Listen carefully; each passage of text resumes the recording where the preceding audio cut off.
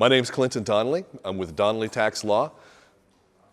We do income taxes for Americans that live outside the United States, as well as do advising for internationals who want to take advantage of tax haven United States.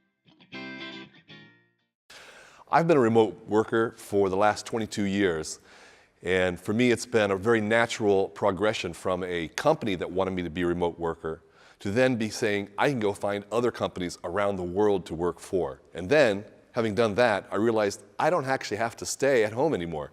And so for the last 2 years, we've been traveling through Europe, enjoying culture and life and having experiences we'd only dreamt of. Well, I worked back for the IBM Corporation back in the United States, and they had a promotion to get people at home. They gave you a computer and work, and the bandwidth on the internet was so slow back then, but it's been going faster and faster. I've been a remote worker all that time, and now with high-speed internet, you can get high-speed internet anywhere in the world, and you can work with incredible ease. The big challenge is motivating yourself. Sometimes people in an office need to be managed to what their next thing is to do. But when you're on your own, you set your pace, you set your agenda. You're the one that has to drive yourself to achieve. You move from just pleasing to boss to achieving the most you can as fast as you can, so you have time for yourself as well as overachieve the expectations of your clients.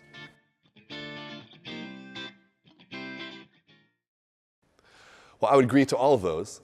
I just preferred it. I hate going to an office. You spend a half an hour driving to the office or longer with commutes and having to buy suits, all that stuff. The freedom and the flexibility of working at home, I really prefer. That's an important question. How do you transition from working for a company to then being remote? Well, you can talk to your boss about, hey, can I work at home? I'll be more productive, I'll keep up, and let me do it a day or a week at a time. And that's one way to get yourself out. But then, if you really want to break away from that employer, there's freelancer websites like Upwork and many other niche ones that can open up job possibilities for you to expand. And once you've done that, you realize that the world is your oyster. You can do a lot of things. But you have to, by doing remote work jobs, it'll help you define the skills and the talents that you have that people want.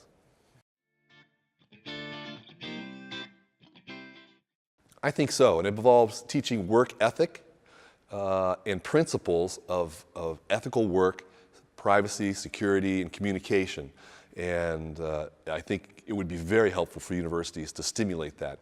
Because you think about it, most universities involve students coming and teaching in a class. And the whole distance learning education drive really is a remote work in a learning context.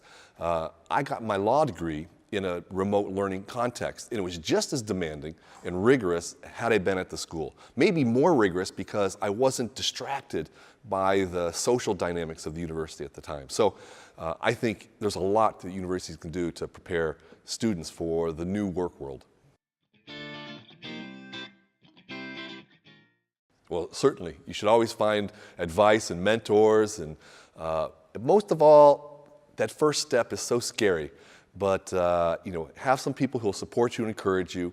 Especially talk to your boss if you have one, and start making that first step yourself. Get the confidence. It's been a wonderful experience because everybody that's a remote worker and a digital worker, they do different things. There's product marketers, there's brand consultants. For myself, I'm in a unique niche with tax and accounting, but actually accounting itself is a tremendous opportunity for remote workers. And here I've worked because we had people who are getting started in remote working, but also the corporate sponsors are very important because you can see how bigger companies were successfully doing it and creating the culture that was interesting. I really loved the feel and the vibe here.